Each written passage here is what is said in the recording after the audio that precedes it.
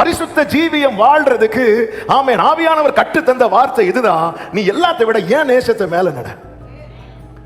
சில காரியத்தை விட முடியல. இந்த கண்ணு நிறைய இச்சிக்கும், இந்த கை நிறைய இச்சிக்கும், இந்த உள்ளம் நிறைய இச்சிக்கும். அப்ப சில காரியங்கள் நமக்கே தெரிகிறது. அப்போஸ்தலனாகிய பவுல் சொல்லுகிறார், எல்லாவற்றையும் அனுபவிக்க எனக்கு அதிகாரம் உண்டு. பழைய ஏற்பாட்டுல மீட்கப்பட்டவங்க எல்லாம் பிரமாணத்துக்குள்ள அடைச்சு போட்டாங்க, வேற வழி இல்ல, பிடிக்கதோ பிடிக்கல செஞ்சுதான். புதிய ஏற்பாட்டுல ஆண்டவர் வந்து அப்படி அடைக்கல, மாறாக நானா வந்து அடையணும்னு விரும்புறார். ஆமா, நானா வந்து அடையணும். அவரை பிடிச்சு அடைக்க முடியும், யாரையும் ஃபோர்ஸ் பண்ணி எதுவுமே பண்ண மாட்டான். நானா வந்து அடையணும். அதுதான் ரோமர் 6 பவுல் சொல்வார், உங்கள் அவயவங்களை நீதிக்கு அடிமைகளாய் ஒப்பு கொடுங்க. அது என்கிட்ட தான் இருக்கு, நீ ஒப்பு கொடு. ஏன்னா நம்ம கிரயத்துக்கு கொல்லப்பட்டிருக்கிறோம். முந்தி அசுத்தமானது நடப்பித்துட்டு இருந்தோம், இப்ப கிருபையினால மீட்கப்பட்டுட்டோம். இனி நம்ம கிட்ட தான் இருக்கு என்ன ஆப்ஷன். இனி நான் பரிசுத்தமானதை நடப்பிக்க என் அவயவங்களை நான் என்ன பண்ண போறேன், ஒப்பு கொடுக்க போறேன்.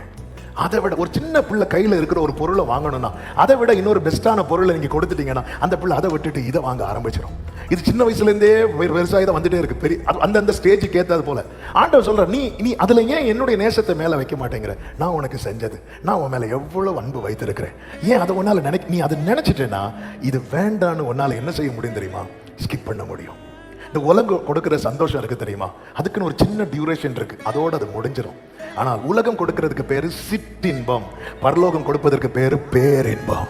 அந்த அன்பை நினைக்கும் போது உண்டாகிற ஒரு சந்தோஷம் இருக்கு தெரியுமா, அதற்கு இணையாக வேற எந்த சந்தோஷமும் கிடையாது. எனக்கு இப்போ வேண்டான்னு நான் எடுத்த தீர்மானத்தை நிறைவேற்றணும். என்ன செய்யணும்? நான் திராட்சை ரசத்தை பார்க்க அந்த இடத்துல நான் உடனே ஆண்டவர் என் மேல வச்ச நேசத்தை நான் நினைக்க ஆரம்பிக்கணும். இன்னைக்கு நீங்க உங்க லைஃப்ல எதை உங்களால அவாய்ட் பண்ண முடியல, இதை நீங்க ட்ரை பண்ணுங்க. இதை ட்ரை பண்ணுங்க, உங்களால ஜெயிக்க முடியும். என் மேல ஒரு கொடியை பறக்க விட்டு இருக்கிறார், அதுக்கு ஒரு கிரயம் இருக்கிறது.